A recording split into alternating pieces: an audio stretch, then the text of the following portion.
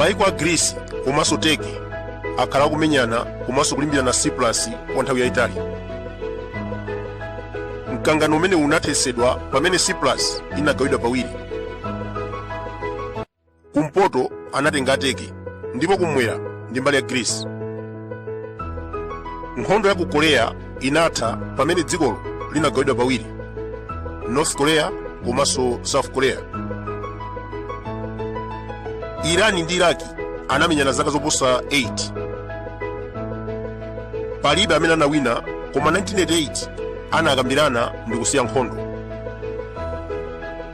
Kunali chipwirikiti ku Ireland zaka za 1960.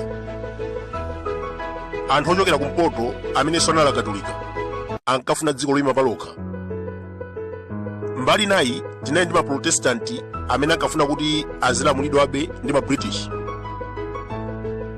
Zimenezi zinachititsa kuti nkhondo yapacheniweni iyambe 1969. Analimbana kwa zaka 30 pamene akatolika ankadandaula kuti amasalidwa ndi dziko la Britain. Monga tikudziwa kuti Ireland poyambirira inali mbali imodzi ya dziko la Britain, ndi anthu ena kumpoto kwa Ireland ankadandaula kunena kuti dziko la Britain limawasala chifukwa choti ndi akatolika. Monga mukudziwa kuti kumeneko ku North Ireland anthu ambiri ndi akhristu ampingo akatolika, nde iwo ankaona kuti akusalidwa chifukwa ku Britain kunachoka ma Protestant. 1969 kunayambika nkhondo yapacheniweni imene inatenga zaka 30. Pofika 1998 America inalowerera ndi kukhazikitsa zokambirana za mtendere. Nkhondo imene inatha pamene kunabadwa dziko lina latsopano limene limatchedwa kuti Northern Ireland. Lero ku Ukraine kuli nkhondo yoopsa, anthu ambiri akuphedwa komanso katundu waonongeka. Anthu ambiri akumakhala ndi mafunso, kodi ndi chifukwa chani maiko akulephera kuchita zokambirana ngati mmene ankapangira mbuyomo? Chipwirikiti cha ku Turkey, nkhondo ya ku Korea, nkhondo ya ku Ireland inatha ndi kukambirana. Ndi chifukwa chani nkhondo ya ku Ukraine ikukanika kuti akambirane? 1914 kunali nkhondo ya World War I. Germany inaluza, analandidwa malo, ndrama komanso mphamvu zawo. Patatha zaka zokwana 16 zitachitika zimenezi, ku Germany kunabwera president watsopano Adolf Hitler. Ameneyu anali msilikali wovuta maganizo komanso wamakani. Ankakhulupirira kuti America ndi Britain sanachite bwino polanda malo komanso chuma cha Germany 1918. Posakhalitsa anayamba kusonkhanitsa asilikali ndi kuyamba mishoni yotenganso malo amenewa. Atakwanitsa kulanda dziko la Poland mchaka cha 1939, maiko anamutopera ndi kuyamba kulimbana naye. Zotsatira zake tinaona Second World War imene inaphetsa anthu oposa 60 million. Nkhondo imene idatha 1945, maiko a Russia ndi America ndi amene anatuluka ngati ma superpower.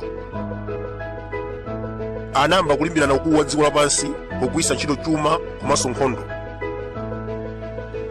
Mwachitsanzo, Vietnam War sinali nkhondo ya anthu aku Vietnam, koma Russia ndi America. Korea War, Afghanistan War, Iraq-Iran War, zonsezi inali mikangano pakati pa America ndi Russia. Pa Mozambique pompa tinaona nkhondo pakati pa Renamo ndi Frelimo. Samoa ankathandizidwa ndi Russia, pamene Dhlakama ankatenga chithandizo kuchokera ku America. Ku Angola, President Dos Santos ankathandizidwa ndi Russia, komanso Jonas Savimbi ma Americans.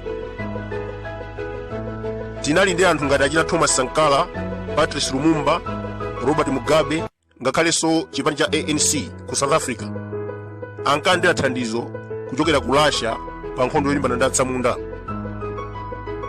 Mwachidule, nkhondo zambiri zimene zinachitika 1945 nkudzafika lero zimakhala nkhondo pakati pa Russia ndi America. 1990 Soviet Union inathetsedwa pamene kunapangidwa maiko ambirimbiri: Belarus, Ukraine, Latvia komanso Estonia ndi ena mwa maiko amene anabadwa kuchokera ku Soviet Union. Zimenezi zinachititsa kuti Russia ichepe mphamvu ndipo America inasanduka superpower. 1999 ku Russia kunasankhidwa president watsopano Vladimir Putin. Ameneyu anayisika iwe intelligence komanso kula mtima kwambiri. Patangotha miyezi yochepa ali pa mpando umenewu anakwanitsa kulanda dera lina lotchedwa Chechnya.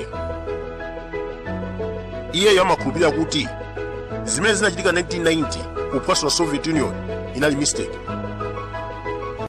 Taona mu nthawi ya ulamuliro wake analanda part of Moldova, part of Georgia, part of Azerbaijan komanso part of Ukraine.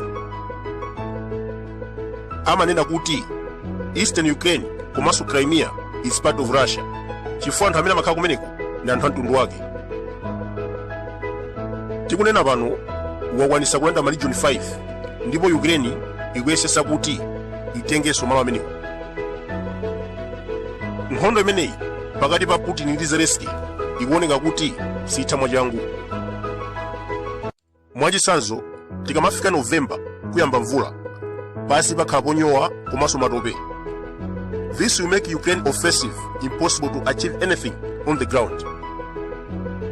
Chimene chimachitika kwakhala nkhondo pasi pamakhala matope ndedzi matanki zimene amagwisa ntchito zija sizimayenda matope chisawawa. Ukraine simagwisa ntchito ndege, ilibe ndege, ilibe air power ntero. Ndiye pachifukwachi mvula ikangogwa pasi kuyamba November Ukraine counter offensive sitheka. Ngati akufuna kutenganso malo amene analandidwa ndi Russia akuyenera kudikira mpaka 2024 mwezi wa Meyi kapena Juni. Izi zikutanthauza kuti America ndi anzawo ayembekezere kuononga ndalama zina zoposa $150 billion kugulira zida za nkhondo. Komanso ngati Ukraine izalephere kutenganso matere amene wa 2024 NATO idzaononganso $100 billion zina mchaka cha 2025. Apa tipemphere kuti President Joe Biden adzawinenso chisankho ku America. Chifukwa akadzawina Donald Trump, chithandizo chonse chimene chikupita ku Ukraine chidzathera pomwepo. Monga tikudziwa kunena kuti Donald Trump amayenda poyera kunena kuti iyeyo akadzawina sadzaperekanso chithandizo chilichonse ku Ukraine chifukwa akufuna kuti nkhondo imene ithe. Ngati nkhondo imene ingafike 2025 tipemphere kuti Joe Biden awine ndiyo ngati kuti apitirizebe kuthandiza Ukraine. Bungwe la World Bank lakhumudwa kunena kuti ku Ukraine kwadzalidwa mabomba ambiri kuposa maiko onse a dziko lapansi. Akuti pakufunika ndalama zoposa $37 billion kuti akachotse komanso kuphwesa mabomba amenewa. Mwachitsanzo nkhondo ya ku Vietnam inatha 1975 koma mabomba akuphulikabe ndi kumapha anthu osalakwa kufikira lero. Ndiye akatswiri afotokoza kuti mabomba amene ali ku Ukraine ndochuluka adzatenga zaka zoposa 750 kuti achotsere pansi pa nthaka. Zimenezi zikutanthauza kuti anthu a ku Ukraine ali pa ngozi yotaya miyoyo yawo akamalima, kusewera ngakhalinso kumanga nyumba.